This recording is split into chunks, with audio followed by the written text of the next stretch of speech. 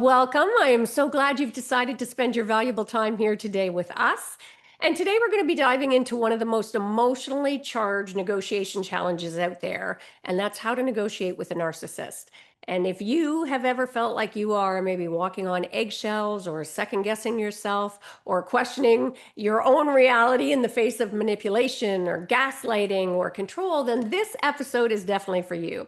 And my guest today is the remarkable Diaz. She's a survivor turned truth teller and the author of a powerful, I call it a trilogy. I don't know if it's intended as a trilogy, but she's got 3 books out there: Gasping for Air, Choking on Shame, and Rising from the Ashes. And Dana's work doesn't just expose the toxic patterns of narcissistic abuse, it offers a path to healing and to renegotiating your life with clarity, courage, and power. I felt I really had to get her here. I'm hearing this subject come up more and more. I think women are starting to vocalize and talk about it, which is a big step forward. So get ready for a raw, real, and deeply empowering conversation about how to spot the red flags, how to reset your boundaries, how to show up even in the most difficult dynamics, and do it with your feminine strength intact. So welcome so much, Dana. I'm really excited to look forward to the conversation. Me too. And thank you so much for having me because, as you said, this is something that I don't think if it's becoming more prevalent, but we're talking more about it. But the reality is that 1 out of 3 women globally are experiencing this type of intimate partner abuse, this narcissistic personality type. And 1 woman is dying every 10 minutes as a result. So it can go to that extreme. It can get violent and deadly. But hopefully, we're not talking to people that are in those severe circumstances, but certainly still things to be aware of. And it's terrifying. And I mean, I think we used to see a lot of it, and then I think there was a shift where there started to be some more enlightenment. And I found recently we're getting such pushback in the current political climate that we seem to be losing ground again very quickly. So I think it's important to have these conversations. So let's jump in. Your books, Gasping for Air, Choking on Shame, and Rising from the Ashes. Great titles, by the way. Thank you. They take the reader from, I guess you could say, a silent suffering to more fierce advocacy. So what emotional, if you don't mind sharing, what emotional tipping point maybe sparked the decision to become a public voice on narcissistic abuse for you? Well, I endured abuse throughout my childhood. I was not wanted anymore when I was born than, when I left home at 18, ended up going straight into a relationship with another narcissist after Yeah. being raised by 2 narcissistic parents, basically groomed for that sort of Yeah. servitude. And it was at the end of that 25-year marriage that I actually became very ill. The emotional distress manifested into physical illness. I actually became Yeah. autoimmune and developed a lung syndrome. And at one point, I was down to 93 pounds. I Wow. could barely tear toilet paper off the roll. I was weak. I had gone from coaching cross country and running 5 miles a day to carrying a backpack oxygen machine just to breathe. So I had to really kind of take a look and say, what's going on? What did I do wrong? Where did things Yeah. go wrong? And that was the moment that I finally just realized, like, this isn't my life, even. This is never anything I imagined my life would be. This isn't where I wanted to go. And so that was the point where I'm like, yeah, things have to change. So I took a journal that I kept hidden under the couch cushion in the basement Yeah. and developed the stories. We all had time during COVID. We were sitting at home, Yeah. doing whatever. I was developing the stories because I had heard stress could kill you.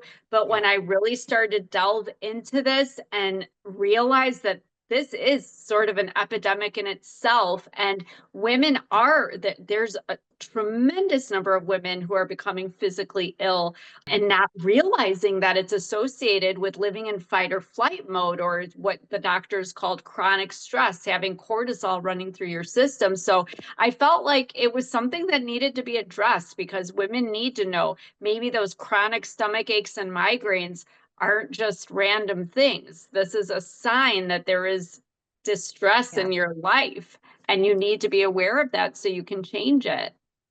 Well, and thank you for calling that out because I rarely hear anybody talk about the physical aspects. And it is a great early warning detection system, or well, not so early, but it is definitely a warning detection system. So for our listeners out there, if you are suddenly experiencing and noticing a lot of physical issues, whether it's, and it does tend to capture sort of where they're in your lungs, or for me back in the day, I was in a very toxic relationship back in law school, and it was my kidneys. I just kept getting kidney Mhm. infection after kidney. So be aware of those, because our bodies send us warning signals, and it does it for a reason.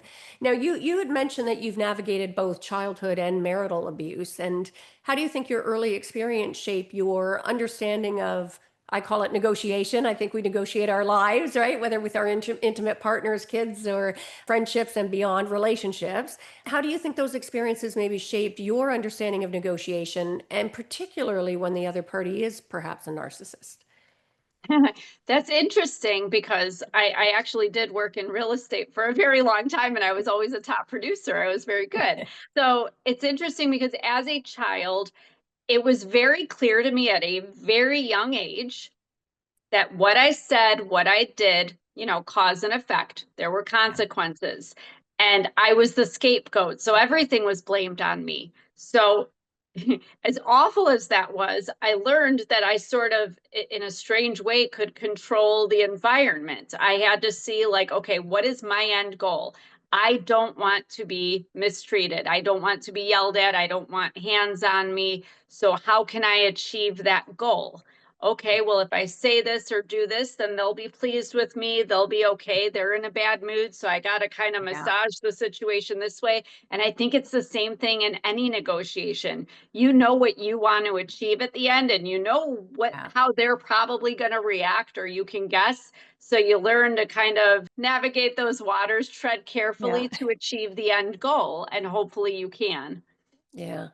Now, from your perspective, what does a, quote unquote negotiation with a narcissist really look like? Especially when there's no, like, you can't, one of the reasons I started Art of Feminine Negotiation was getting away from those old models where it's all about power over others, and looking more for bringing those so-called feminine traits like empathy. But when you're dealing with someone where there isn't empathy or respect, what does that negotiation look like? When you're negotiating with a narcissist, it's all about one thing. They have to see the end result as them winning.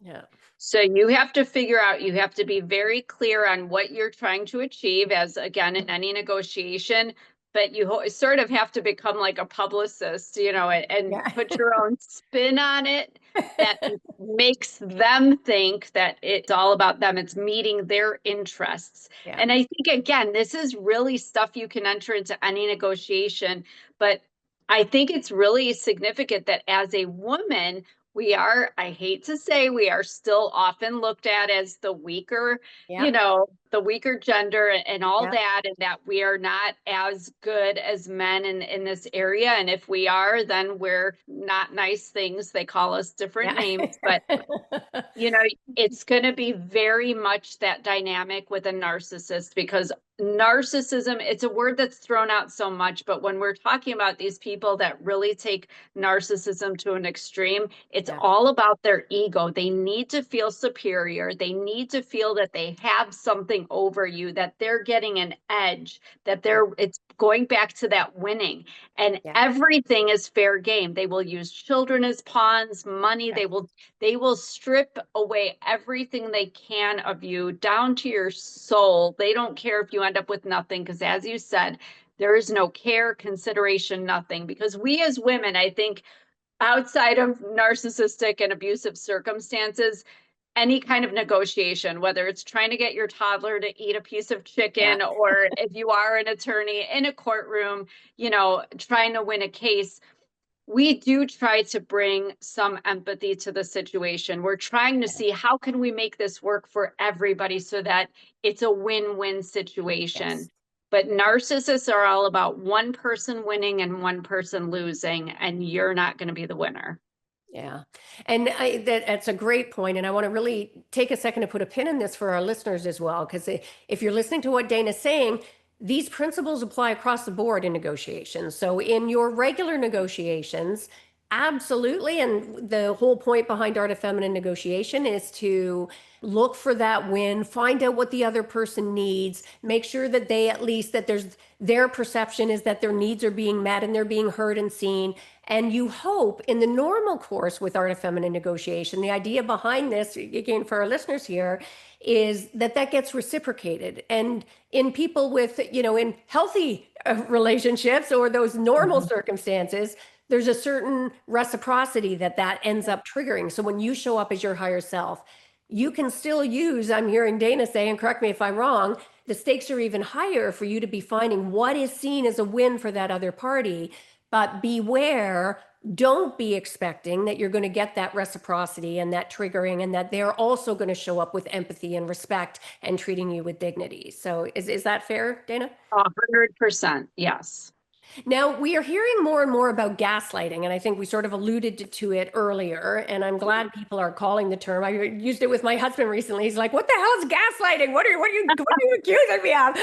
I think many women encounter sort of gaslighting tactics. I mean, I think everybody does, but women are more susceptible to it because we're Yes. conditioned to keep ourselves small and don't complain and don't rock the boat.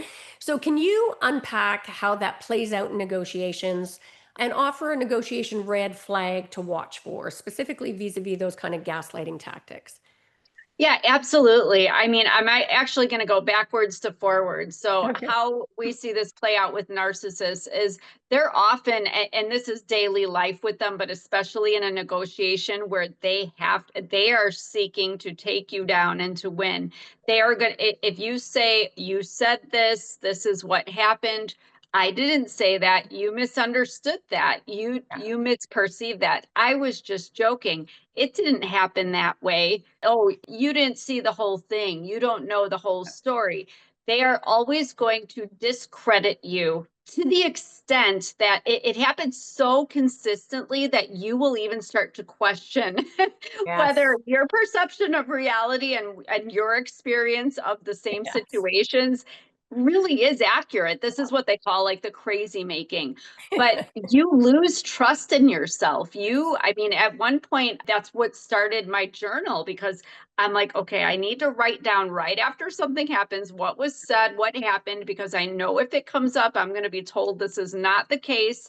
And I needed to know what was what for myself. So when this enters in negotiations, one of the things that I learned was to stop having conversations, especially when we were in the point where we were discussing, assets for the divorce and he didn't really fight me on custody of our son. So I didn't have to deal with that. But I stopped having conversations. If he would call, I did not answer. I let it go to voicemail. He could leave a message and I would save those voicemails. He would email me, he would text me. I saved all of that so Yeah. that when it came up, I hate to say it's sort of, Yeah. having to collect evidence, Yeah. but one, it kept my mind straight that there was no misunderstanding or misperception. I have a degree in journalism, so I'm very firm on verbiage and about being clear. And I know not everybody is, but if you want to go to court and go to battle or negotiate anything, Yeah. I am looking at the verbiage. I'm not looking at your Yeah. tone or anything. But these are the things that helped me when I did go to court, for example, for my order of protection, where he was claiming he didn't do this and that and the other thing, things that were actually a physical threat to my safety and to my life multiple times. Yeah. He had a lawyer, he had the suit, he looked real good, just like Yeah. Ted Bundy was handsome and charming, so was And my charming. ex. Yes. Oh yeah, they're great at that. And there I was looking like a hot mess because I Yes. was distraught, I was Yeah. stressed, I was living in fight or flight, I was just surviving and trying to get through. But the one thing I had in my favor was the evidence. I had the texts, the emails, so no more conversation. Can we talk? No. Yeah. You can email me. You can Yeah. call my attorney. You can whatever, but I had the physical Yeah. written evidence, electronic evidence to back up anything that he might try to refute. I love it. And I want to spend a second again for our listeners here on the crazy making. Okay. If you happen to be in a situation where you've been feeling that, no, you are not alone. Right. I mean, it's like, and it starts with frustration at the other person, where, and again, feel free, Dana, correct me, but you're like, oh my God, like, are you serious? And then, and much like you, when you said about verbiage was important, and I'd been a lawyer for years, and I'm like, I can repeat a cross-examination almost verbatim without any notes. So trust me when I say I remember the conversation. But it does start when it's a consistent pattern of that, you do start to question because it seems impossible that your reality is so divergent all the time or so often. So thank you, Dana, for mentioning that. And I want to really emphasize for any of our listeners who maybe are currently finding themselves in a situation, or maybe you're at the beginning of that. That was some great concrete advice Dana gave you there as well. Journal, start keeping some records about it. Start insisting that certain conversations are in writing, that there's some record of it so that you don't, because it's true. Narcissists invariably, not always, but they're characteristically incredibly charming, and they put on a show for the rest of the world, so everybody think, oh, nicest guy, they're so nice, they do everything for everybody, and you start looking like the crazy super bitch when you're, because it looks like you're harping or chirping all the time. So thank you for raising that. Now, I want to circle back for a second too. In Choking on Shame, you explored the generational abuse, and you've been very vulnerable. And thank you for being so transparent and open with our audience here about having suffered some of that as a child as well. So, how do you think childhood conditioning under narcissistic caregivers affect an adult's negotiation style, and how can they reset that? And I think you've talked a little bit about it, but let's really put a pin in that. Yeah, I think it's basically what I said. I want to just point out too, because we're women and most of us have had children or have children, maybe grandchildren. People don't realize psychologically we have ideas already developed by the age of 7 years old about who we are in this world, what our place is, where we belong, gender roles, societal roles, family dynamics, and we carry that throughout our whole life. So it's really interesting that having been clearly unwanted, I was even referred to openly as a mistake and an accident. And Yeah. the verbal abuse was very real from a very young age Wow. about how I would be told my mother didn't love me and that nobody ever wanted me and that I shouldn't even exist. So imagine going through life with this idea that I'm not even supposed to be here. I mean, to say that I didn't feel worthy or deserving. So it took, you can imagine then what it took to push me to that edge by the time I was done with my childhood, and then a 25-year, relationship with my Yeah. ex-husband, to finally stand up and say, no, you know what? I deserve for my voice to be heard. Yeah. What I want and what I need are worthy of, Yeah. of being met.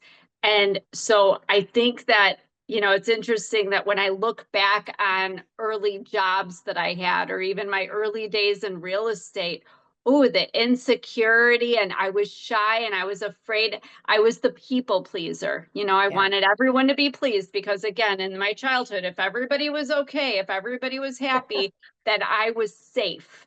Physically and emotionally, I was safe. And so I did absolutely carry that into adulthood, into my work, into relationships, into friendships. It seeps into every area of your life. But I always had strong skills and I always had leadership qualities, and I was responsible and hardworking and all those things. But it wasn't honestly until the last handful of years when I got out of that and I just said, no, I'm going to be loud and proud. And this is who I Yeah. am. And I've worked very hard on healing to develop this self-worth and self-confidence. You don't want to go up against me in a negotiation. I mean, I almost became an attorney when I was in college, and then Yeah. I went the route of journalism and psychology. But, even in my real estate days, still to now being a top producing agent, I would never have been that 20 or 30 years ago when I Yeah. first started, because now I do have that confidence and I know very firmly that I add value, I have worth, I charge a higher percentage than other agents because I'm worth it. You're going to get more from me. But I didn't have that before. So I can negotiate much stronger now, coming from that aspect of confidence and knowing my worth, which is something that I never had. I love that. And I think we often, and again, as women in particular, but not necessarily, but we stay longer than we should because we've been conditioned for a very young age that we need to be the peacekeepers, right? We need, so we keep working and trying, well, if I just do this, if I just do that, and if I show up this way, or if I, so, and that can be a really dangerous dynamic. And the other thing, as you were saying that I just wanted to comment on, Dana, for how important it is, and again, for our listeners, if you've been in a situation or are currently in a situation, get really intentional about not passing it on to the next generation. Like really show up with intention to make sure that the next generation feel empowered and that they have a voice and that they're not falling into stereotype for across the board in terms of gender. You know, I don't care at both ends of the, all across the spectrum, you know. I think that's a really important message for all of us as well.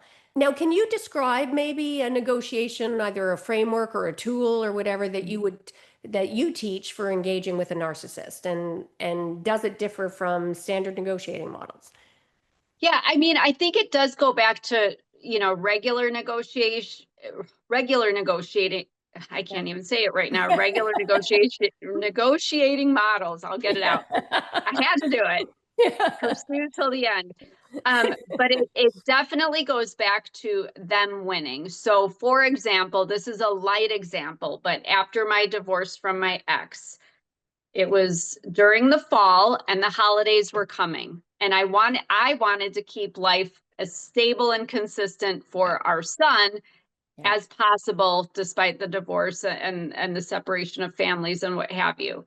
My son normally would spend Christmas Eve with my family and Christmas Day with my ex's family. That Yeah. that was our Yep. schedule for 20 some years.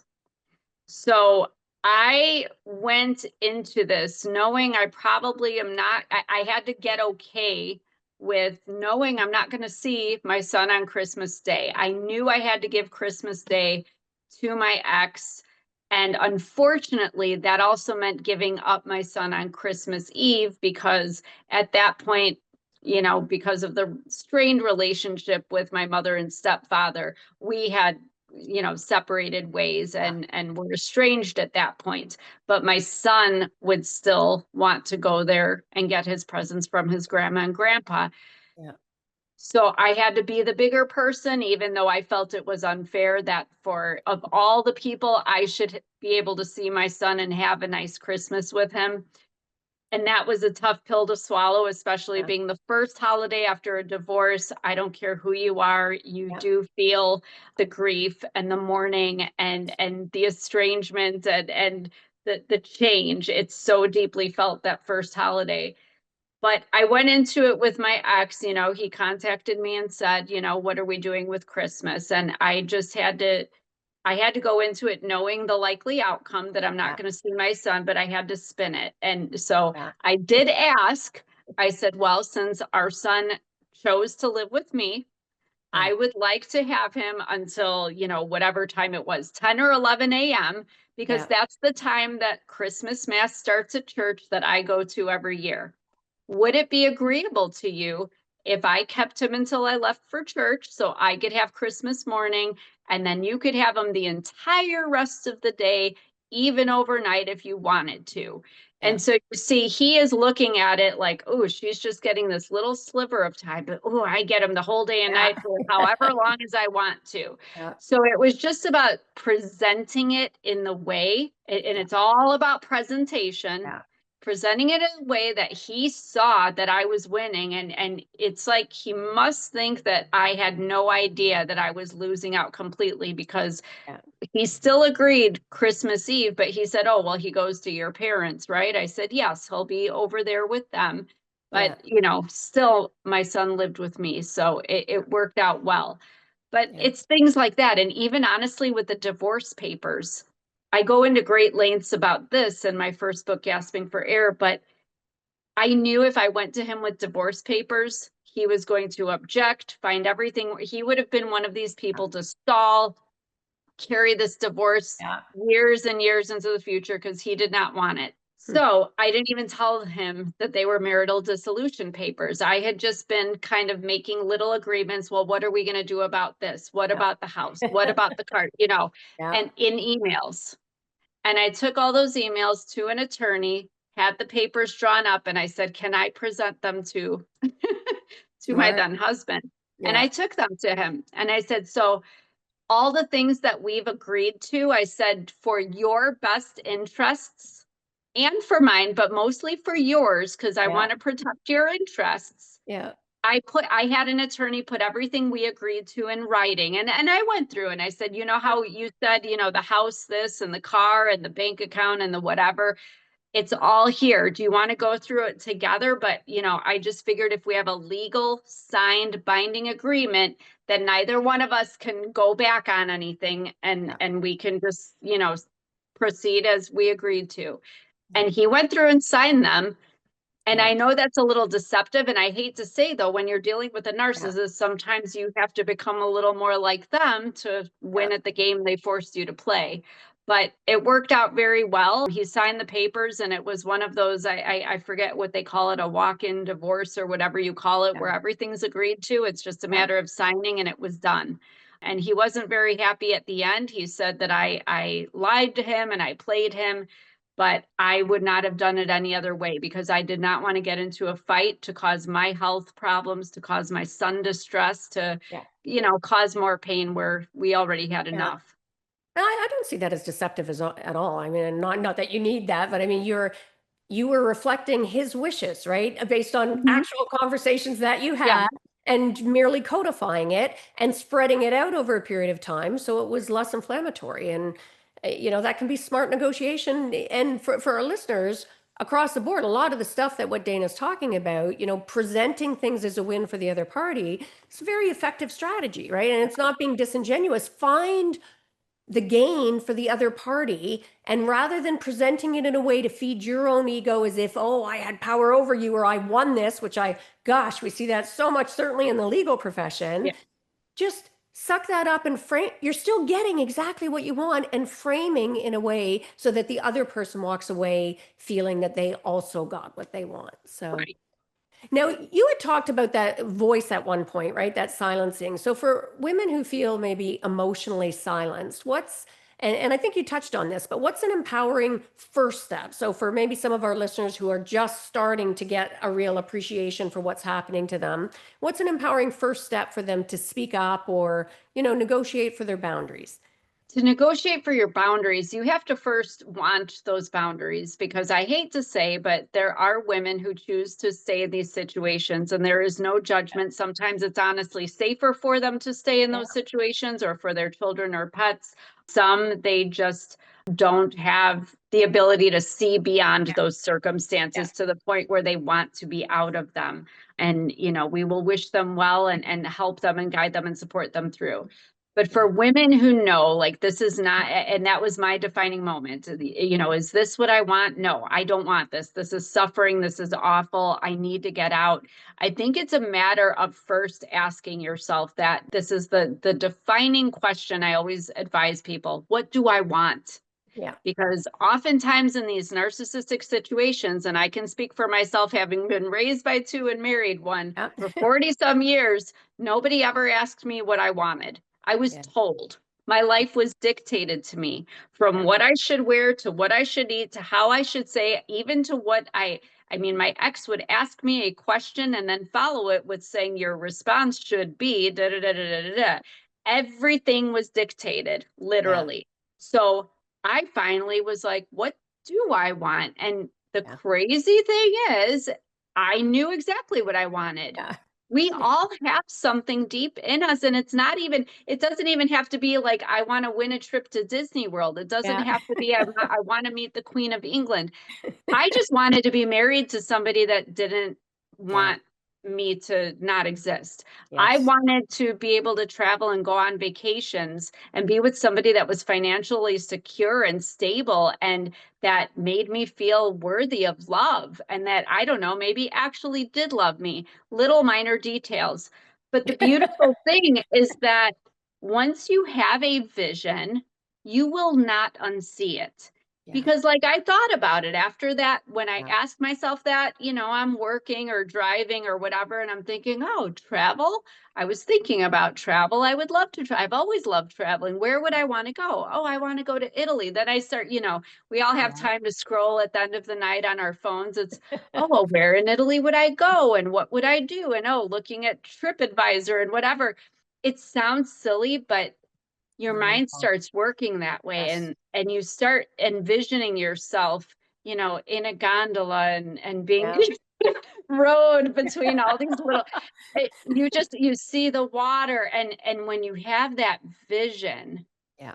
you're just not going to unsee it. Yeah. And when you start really seeing yourself in those scenes and in your little daydreams, you start wanting it. Your goals start forming, and that goal becomes, you start taking baby steps Yeah. unconsciously until you are consciously moving in that direction. Yeah.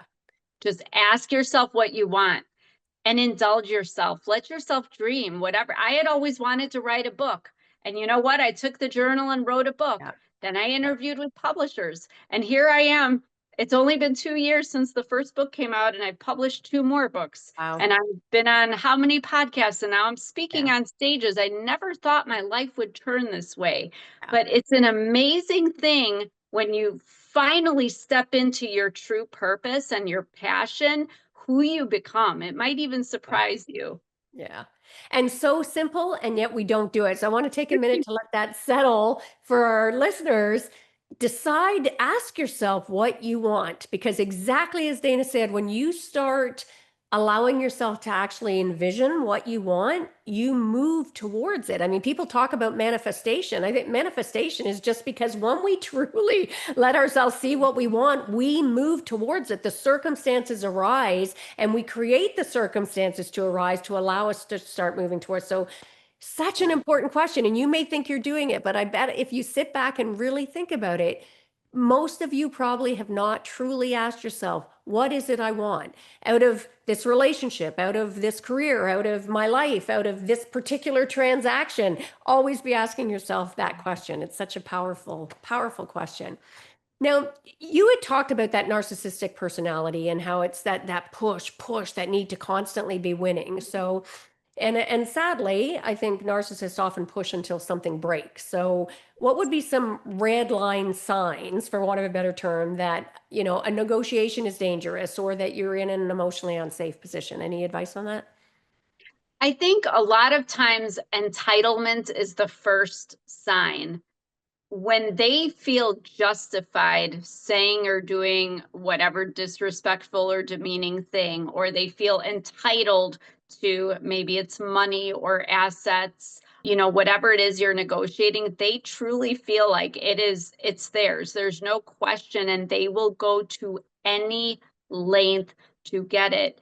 And I went to this extreme in the beginning, but look at true crime shows like 48 Hours, Yeah. 2020.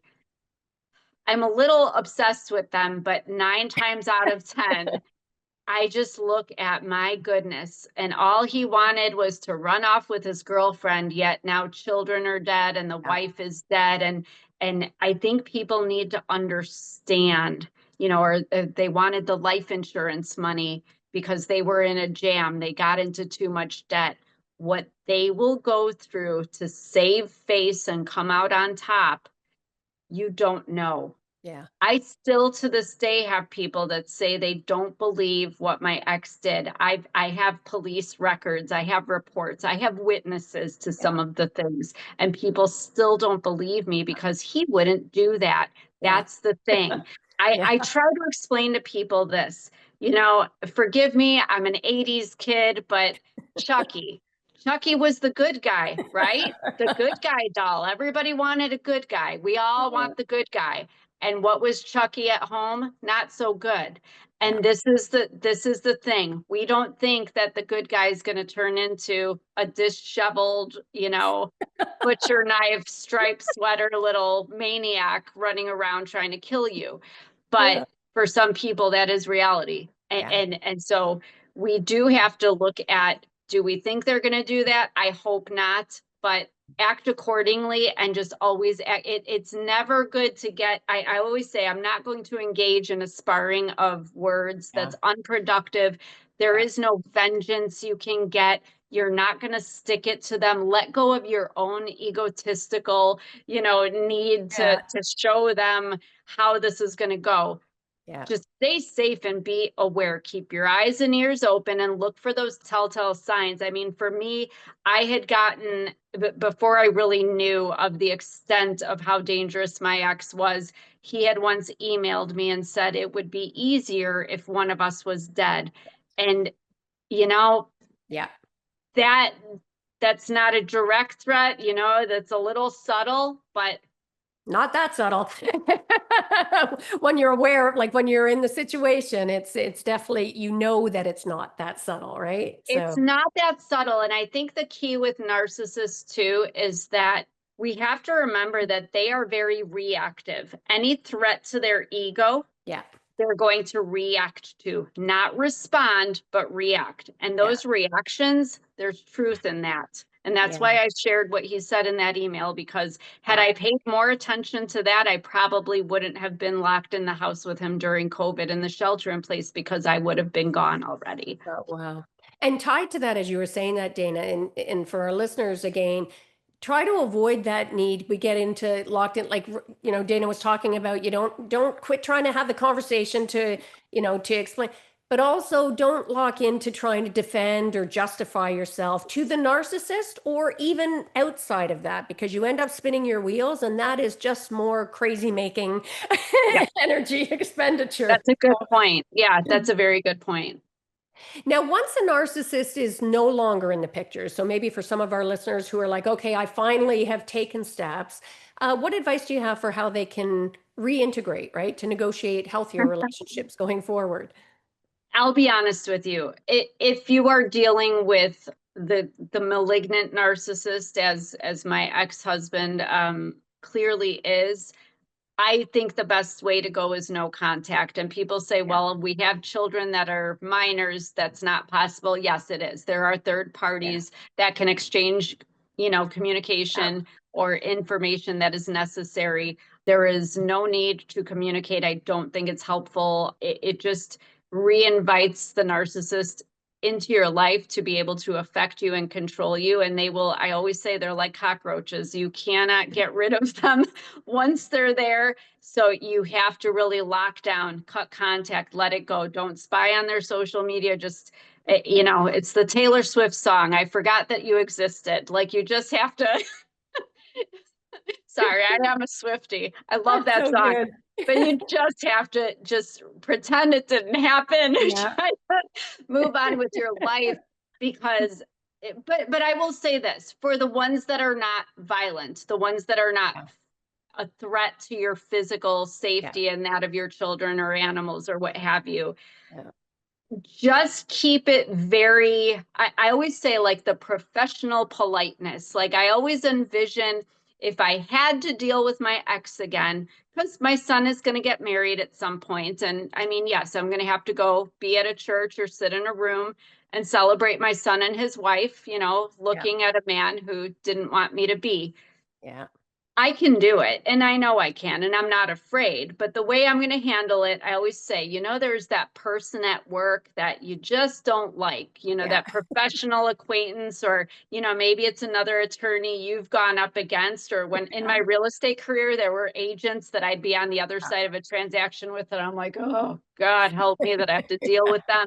Yeah. Professional courtesy, because you don't want to be a nasty person. You don't want to be, you are professional, you are courteous, you keep it to the point, only exchange information that's absolutely necessary, and you exchange it with as much objectivity as you can. The end. That's the only way to be. I don't see being friends after a Yeah. narcissistic or any kind of abusive relationship, because Yeah. they love control. And if they know they can still affect Yeah. you in any way, Yep. it's just going to invite more of that into your life.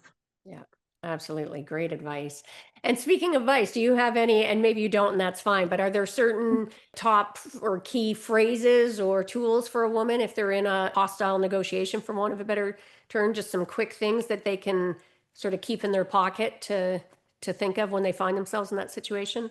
The only thing that comes to mind is that doesn't work for me, Yes. because no kind of creates a defense in them. They're going to come back at you. How dare you say no to Yeah. me? And so just that doesn't work for me, but this Yeah. does. Yeah. And I think it's important, like you said, in your back pocket. I always used to say, if you do have something, I hate to say on them, so to speak, anything you Yeah. say or do will be used against you and Yeah. can be. Keep that stuff in your back pocket, because there may come a time where you will need to use it, Yeah. whether it be those texts, emails, a recording of some sort. Keep that stuff. You always want leverage. You Yeah. always want leverage that they don't know you have. Yeah. That's the way to stay on top of the game. Nice. Great advice. I can't, this has gone quick. I could keep talking to you and talking to you. I love the references that you give. I think Thank you've you. got such a down to earth way of talking about what's for most is a very difficult subject and giving lots of great nuggets. And I normally like to end by asking, what's one of the greatest mindset shifts that you've had in your life? It doesn't have to be about narcissists, just one of those aha moments that makes you think about something differently or show up differently. So what I love this quote, and I think it, I hate to say, I think it was Oprah who said it. Yeah. You become what you believe. Yes. And I think, especially having been raised by narcissists, I spent most of my life believing what they told me Yeah. about me, who they said I was, what they said I could do, and what my potential wasn't, more like than was. And then Yes. my ex did that to me. But I decided one day that's not who I am, that I'm actually incredibly intelligent and I'm incredibly capable, and I am capable of being whatever I want to be, and doing whatever I want to do. And when I gave myself that permission to be who I wanted to be and who I really am, Yeah. oh, it's just amazing how life opened up. I love that. So important. And for our listeners, if you want, I mean, I think that point is so important.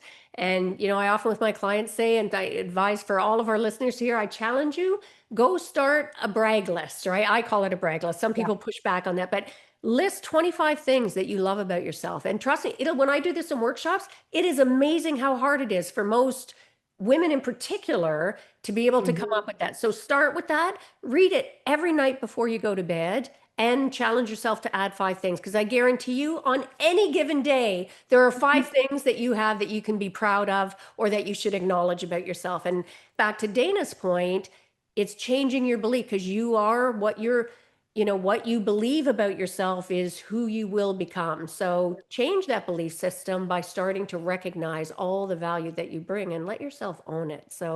Yeah. So thank you so much, Dana. Where can we have people learn more about you? Where do you want me to send them? Go to my website, danasdiaz.com. Links to socials are there. You can actually read the first 2 chapters of Gasping for Air there. There's all kinds of good stuff, some videos, some blog stuff. But yes, please come visit me on there, see what I'm about. And thank you all for listening. And if there is somebody that you think might benefit from this conversation or anything we've shared, I encourage you to please share this with them.